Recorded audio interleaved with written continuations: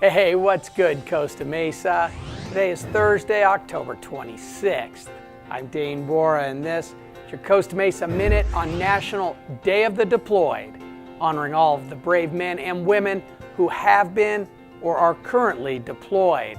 The day also acknowledges their families and the sacrifices they make in order for their family members to serve our country. And today, of course, is also the day I make my fearlessly foolish football predictions.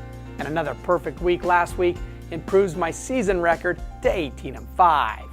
Let's start this week over at Estancia, where the Eagles are soaring following last week's victory against Mesa in the annual Battle for the Bell, and find themselves in a three-way tie for second place at 2-1 in Orange Coast League play, setting up a monster game tomorrow evening at Laguna Beach, which happens to be one of the teams they are tied with.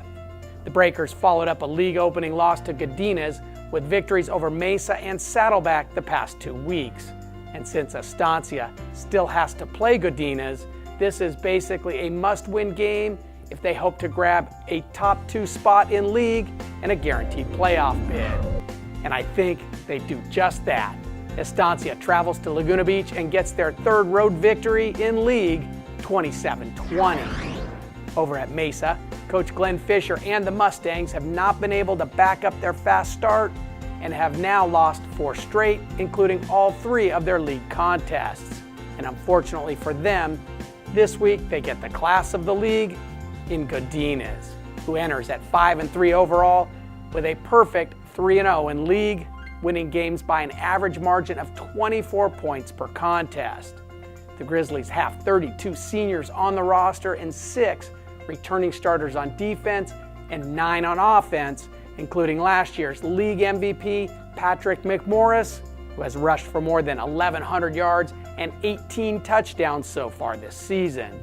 And I think the junior cements his bid for back-to-back league MVP awards with a 200-yard, 4-touchdown performance en route to the Grizzly victory. And at Newport Harbor, the tough season continues as the Sailors have now lost all 8 games this year. But for the first time all season, they play a team with a losing record when they face the 3-5 Marina Vikings. Yes, that's the same team that just last year snapped a Sunset League losing streak that dated back to 2004. This year, they are back on a new streak as they have also dropped all 3 of their league games this season. So tomorrow night, it's 2 teams looking to get their first league victory of the season. And I think the Sailors set sail on the road and take down the Vikings 23-20. So once again, it's all 3 of the local teams playing this week under the Friday night lights. And with first pitch in tomorrow night's Game 3 of the World Series at 5 p.m., attendance may be a bit less than normal, but here's hoping all 3 teams and the Dodgers get victories tomorrow night. And that's your Costa Mesa High School football preview this week. Remember, if it happens on the gridiron in Costa Mesa, it's news to us. I'm Dane Bora. I'll see you tomorrow.